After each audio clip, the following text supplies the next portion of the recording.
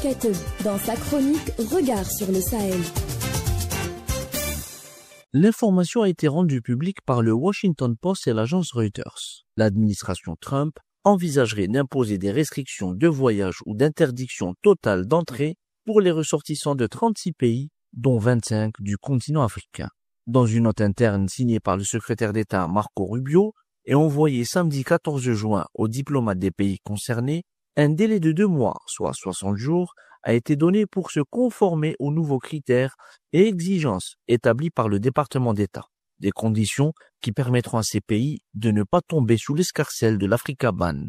Les pays africains concernés sont l'Angola, le Bénin, le Burkina Faso, le Cap-Vert, le Cameroun, la Côte d'Ivoire, la République démocratique du Congo, Djibouti, l'Éthiopie, l'Égypte, le Gabon, la Gambie, le Ghana, le Libéria, le Malawi, la Mauritanie, le Niger, le Nigeria, Sao Tomé et Principe, le Sénégal, le Soudan du Sud, la Tanzanie, l'Ouganda, la Zambie et le Zimbabwe. Cette liste s'ajoute à une précédente et constitue une extension significative de la proclamation présidentielle du 4 juin, par laquelle les États-Unis ont totalement restreint l'entrée sur leur territoire des ressortissants de 12 pays, parmi lesquels le Tchad, la République du Congo, la Guinée équatoriale, l'Érythrée, la Libye, la Somalie et le Soudan. En vertu de ce décret, les États-Unis avaient également partiellement restreint l'entrée des voyageurs en provenance de 7 pays, dont 3 pays africains, le Burundi, la Sierra Leone et le Togo. Selon le Washington Post, la note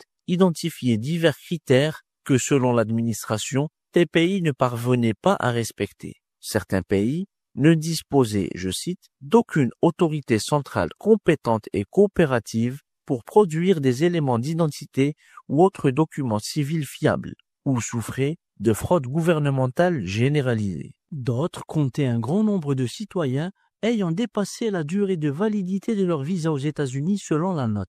Parmi les autres raisons, figurait la possibilité d'obtenir la citoyenneté par investissement monétaire sans condition de résidence et les allégations, je cite, d'activités antisémites et anti-américaines aux États-Unis, formulées par des ressortissants de ces pays.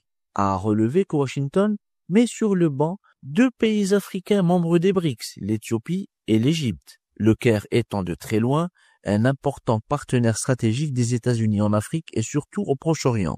Aussi, Djibouti, autre partenaire stratégique des Américains, se trouve également pénalisé. Si pratiquement tous les pays de la CEDEAO, et pas des moindres, sont sur la liste du département d'État américain, la présence de poids lourds, à l'instar du Nigeria, du Sénégal et de la Côte d'Ivoire, suscite des questions.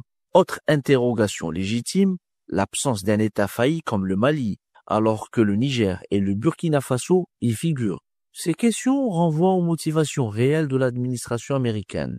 Pour le Washington Post, une telle décision marquerait, je cite, une nouvelle escalade dans la répression agressive de l'immigration par l'administration Trump. Fin de citation. À bientôt pour une nouvelle chronique.